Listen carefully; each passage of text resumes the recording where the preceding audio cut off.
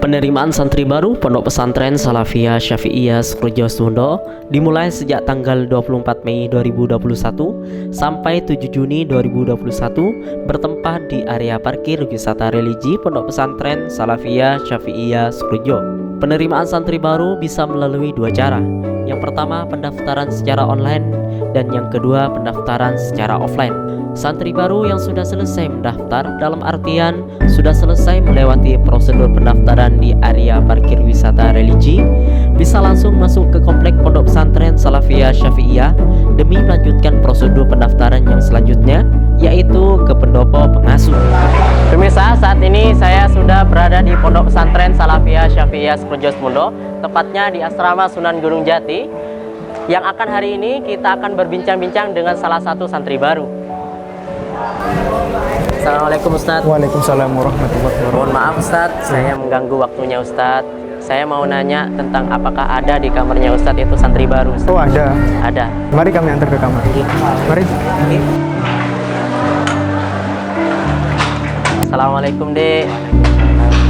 Nama adik siapa? Saya Muhammad Fahmi. Perkenalkan, nama saya Ahmad Fadil Effendi. Adik berasal dari mana? saya dari Desa Dangdulugu, Kecamatan Mangaran, Kabupaten Situbondo. Oh, adik berarti berasal dari Kabupaten Situbondo. Gimana, sudah kerasan belum di pondok pesantren ini? Alhamdulillah, berkat doa untuk dua orang tua dan dukungan teman-teman di kamar, saya sudah kerasan di pondok ini. Alhamdulillah, berarti sudah kerasan ya mondok di sini. Adik mondok di sini apa keinginan sendiri atau dari keinginan orang tua? Saya mondok di pesantren ini atas keinginan pribadi dan keinginan orang tua dan support dari keluarga yang lain. Alhamdulillah, berarti sudah dari dukungan beberapa dari keluarga-keluarga yang lain ya. Alhamdulillah.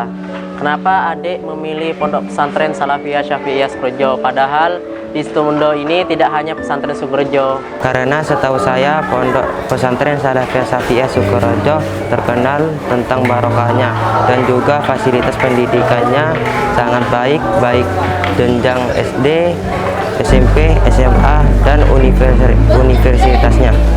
Alhamdulillah, pendidikan di pondok pesantren ini sudah sangat memadai. Mungkin adik apakah masih ingat dengan suasana-suasana di rumah? Untuk sementara waktu ini saya masih ingat dengan suasana-suasana di rumah. Tapi dengan kegiatan-kegiatan yang sudah berjalan di kamar maupun di lingkungan pesantren, saya sudah mengurangi tentang suasana-suasana di rumah. Alhamdulillah, berarti adik sudah nyaman dengan kegiatan-kegiatan di pondok ini. Mungkin adik ada pesan untuk orang tua yang berada di rumah? Pesan saya kepada orang tua, doakan saya menjadi anak yang bermanfaat dan juga mendapatkan ilmu yang barokah. Baik pemirsa, demikianlah perbincangan-bincangan antara kami dengan santri baru. Semoga santri baru di Pondok Pesantren Salafiyah Syafi'iyah Sukorejo Situbondo kerasan dan mendapatkan ilmu yang bermanfaat. Berbicara masalah kegiatan yang berada di Pondok Pesantren Salafiyah Syafi'iyah Sukorejo Situbondo, hal ini akan disampaikan oleh Al-Ustadz Ahmad Fauzan, Sarjana Pendidikan Islam yang menjabat menjadi Kasubag Ubudiyah. Bismillahirrahmanirrahim. Assalamualaikum warahmatullahi wabarakatuh. Kegiatan keubudiahan di pesantren Salafiyah Syafi'iyah Sukorejo ini sudah dimulai pada tanggal 9 Syawal yang lalu, yang salah satunya yang sangat wajib dan sangat dianjurkan di Pondok Pesantren Salafiyah Syafi'iyah ini adalah sholat berjamaah. Untuk sholat berjamaah ini dipusatkan di Masjid Jami Ibrahimi dan Musolla Ibrahimi untuk yang pusat, untuk yang cabang di musolla cabang masing-masing. Ada hal yang perlu diperhatikan terkait dengan sholat berjamaah ini. Salah satunya santri sebelum berangkat ke Masjid Jami Ibrahimi wajib memakai jubah atau gamis warna putih, tidak boleh warna yang lain. Yang kedua, sebelum berangkat ke masjid yang harus diperhatikan, berangkatnya itu pas ketika sholawat mi'rajiyah dikumandangkan. Paling akhir ketika adzan selesai dikumandangkan, maka semuanya harus sudah berada di masjid atau di musholla Ibrahimi. Ketika selesai adzan masih berada di kamar, maka sahabat-sahabat santri dianggap terlambat melaksanakan sholat berjamaah, yang konsekuensinya nanti akan dipanggil dan dilakukan pembinaan di sub-ubudiyah.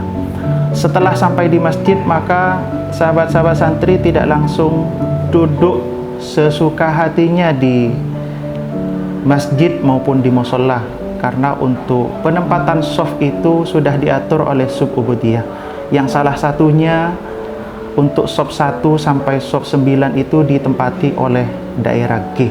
Maka anak G yang berangkat ke Masjid Jami Ibrahimi ketika akan melaksanakan sholat berjamaah, maka harus menempati shaf 1 sampai 9 yang telah ditentukan oleh sub-ubudiyah.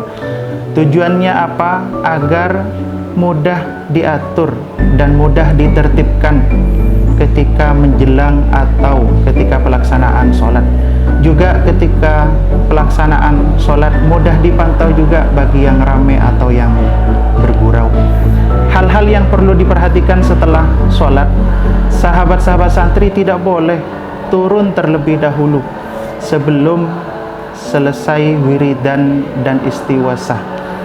Ketika beranjak atau ketika keluar sebelum istiwasah, maka sahabat-sahabat santri tetap akan dianggap melanggar, tidak ikut wiridan pesantren. Itu terkait dengan sholat berjamaah. Juga ada sholat Jumat dalam satu minggu satu kali ini. Sholat Jumat ini agak sedikit berbeda dengan sholat jamaah, karena berangkatnya ketika sholawat mi'rajiyah dikumandangkan sampai adzan pertama selesai dikumandangkan. Apabila selesai adzan pertama masih berada di kamar, maka sahabat-sahabat santri dianggap terlambat melaksanakan sholat Jumat. Setelah nyampe di masjid, ini untuk shafnya agak sedikit berbeda. Ketika asrama pusat itu ada 2 tempat ketika sholat berjamaah, di musholla maupun di masjid, di cabang juga di cabang. Maka untuk sholat Jumat ini semuanya di sentral di Masjid Jami Ibrahimi. Cuman diatur antara lantai 1 dan lantai 2. Dan pada bulan Mei dan Juni ini, untuk lantai 2 itu ditempati oleh sahabat-sahabat santri yang asrama cabang. Untuk di lantai 1 semuanya asrama pusat. Berikut di bulan Juni, di bulan Julinya, maka nanti asrama pusat separuh menempati di lantai 2.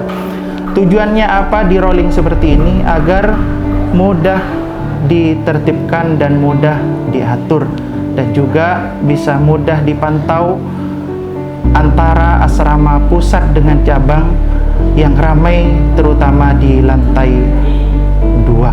Itu untuk sholat jamaah dan sholat Jumat.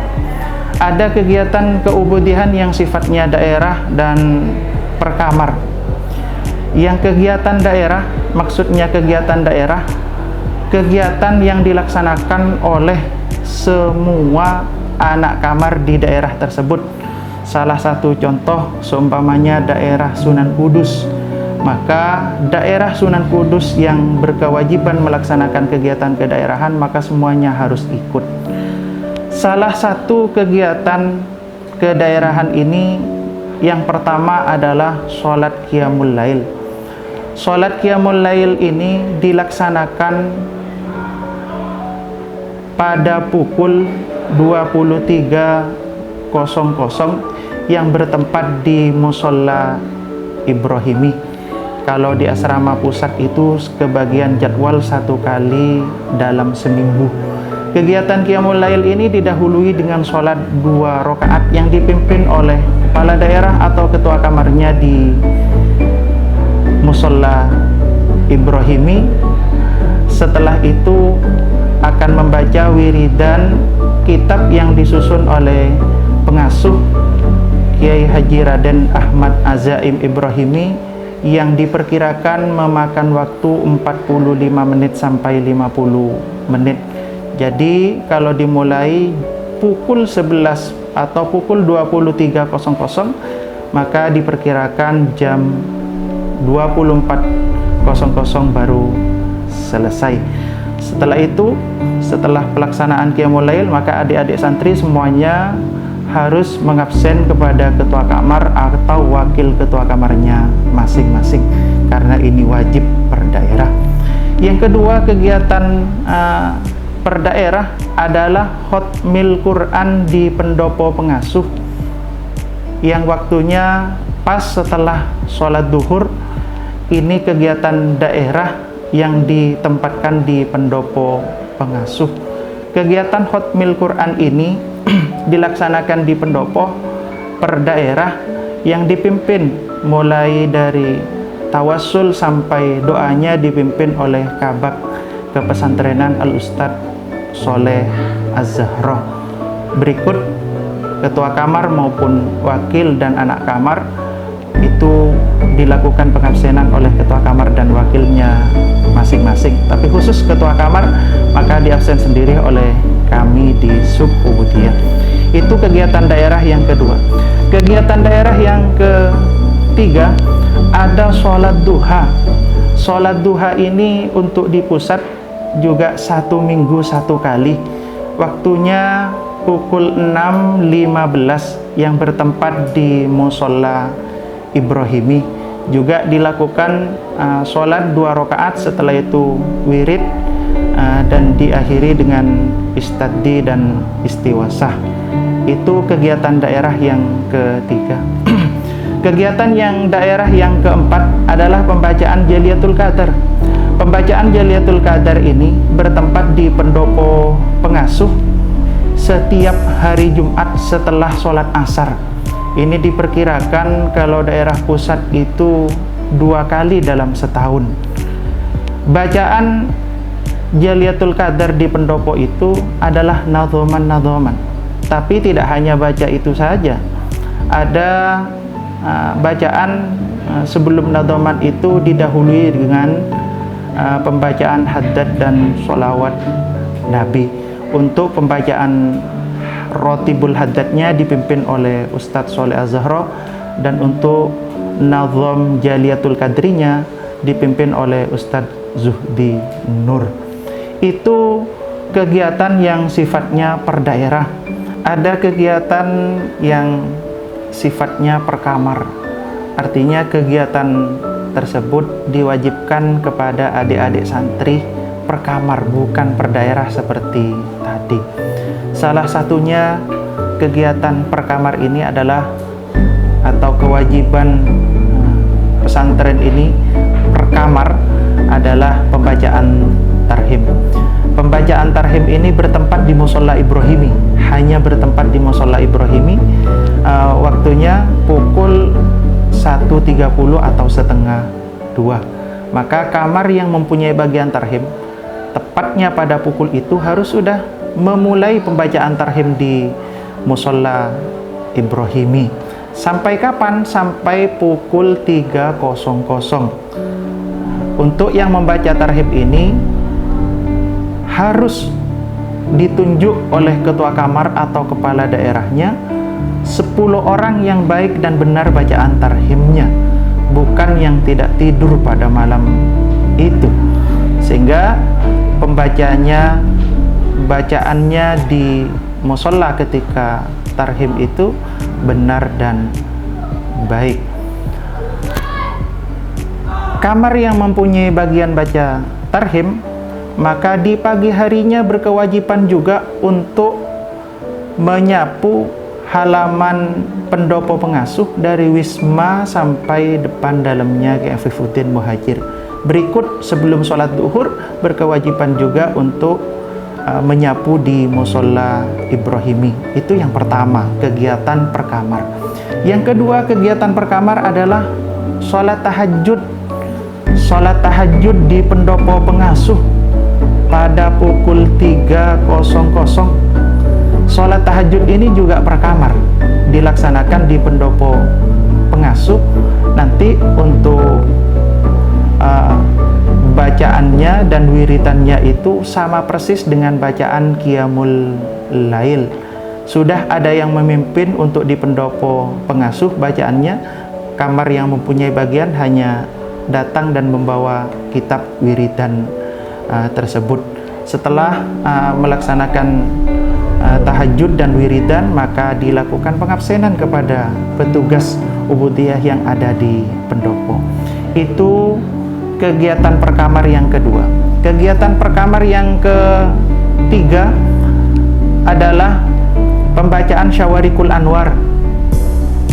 Syawarikul Anwar ini adalah wiridan yang dibaca di pendopo pengasuh setelah sholat subuh. Maka kamar yang mempunyai bagian baca Syawarikul Anwar diharuskan sholat subuhnya untuk sholat di musola, agar tidak terlambat datang ke pendopo mengikuti prosesi wiridan dari awal itu hingga akhir. Untuk Syawarikul Anwar ini pada tahun ini pusat, asrama pusat dan cabang semuanya wajib mengikuti pembacaan Syawarikul Anwar, untuk membaca Syawarikul Anwar. Ada kegiatan lagi yang sifatnya diambil per kamar itu 3 orang, yaitu burdah keliling. Burdah keliling ini dilaksanakan 1 minggu 1 kali, yang diikuti oleh ketua kamar, wakil ketua kamar, dan ubudiyah kamar. Tidak boleh lebih, karena jumlahnya sudah cukup banyak. Kalau kamarnya itu ada 10, maka dikali 3 sudah 30 orang. Bahkan di pusat ini ada yang per daerah itu ada yang 23 kamar. Maka untuk selain ubudiyah, wakil ketua kamar dan ketua kamar itu tidak boleh untuk mengikuti burdah keliling. Burdah keliling ini harus dimulai pada pukul 00. Yang penting tidak kurang dari pukul 12 malam. Lebih tidak masalah. Dimulai dari berangkatnya dari pendopo pengasuh, berikut ke halaman kampus, ke depan keamanan, ke utara aula. Namun ada rute baru mulai bulan puasa ini yang biasanya lewat depan kantor pusat. Maka untuk tahun ini mulai bulan Syawal, bulan Ramadan dan bulan Syawal dan seterusnya, rutenya sudah lewat di Puja Serah, berikut ke timur, ke gerbang timur kantor pusat, lewat di depan garasi, berakhir juga di pendopo. Pembacaan burdah keliling ini dipimpin oleh Ustadz Haji Hermanto Eskom dari Bondowoso. Itu saja yang dapat saya sampaikan. Pesan saya kepada adik-adik santri, taati aturan baik yang wajib maupun larangannya, karena semua yang saya sampaikan baik kegiatan daerah maupun kegiatan per kamar itu ada konsekuensi bagi pelanggarnya.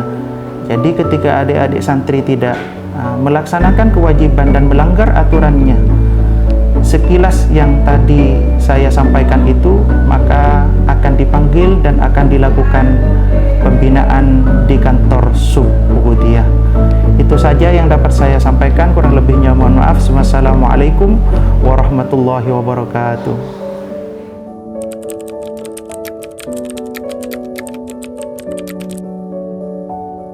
Banyak sekali pengalaman saya di sini, pelajaran dan poin positif yang bisa saya ambil sejak pertama saya mondok.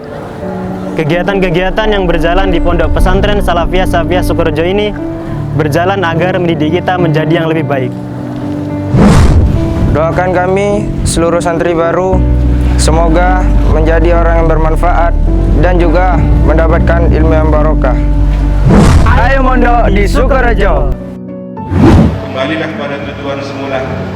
Kalian punya tugas mulia untuk melanjutkan perjuangan ini. Kalianlah generasi harapan, generasi emas 20 tahun mendatang. pemimpin masa depan adalah berada harapannya di pundak-pundak kalian semua. Doakan anak-anak kita ini, para santri, menjadi orang yang saleh dan salihah, menjadi pewaris ajaran kebaikan para salafus saleh. Ala hadhihi niyyah wa likulli niyyatin salihah. Al-Fatihah.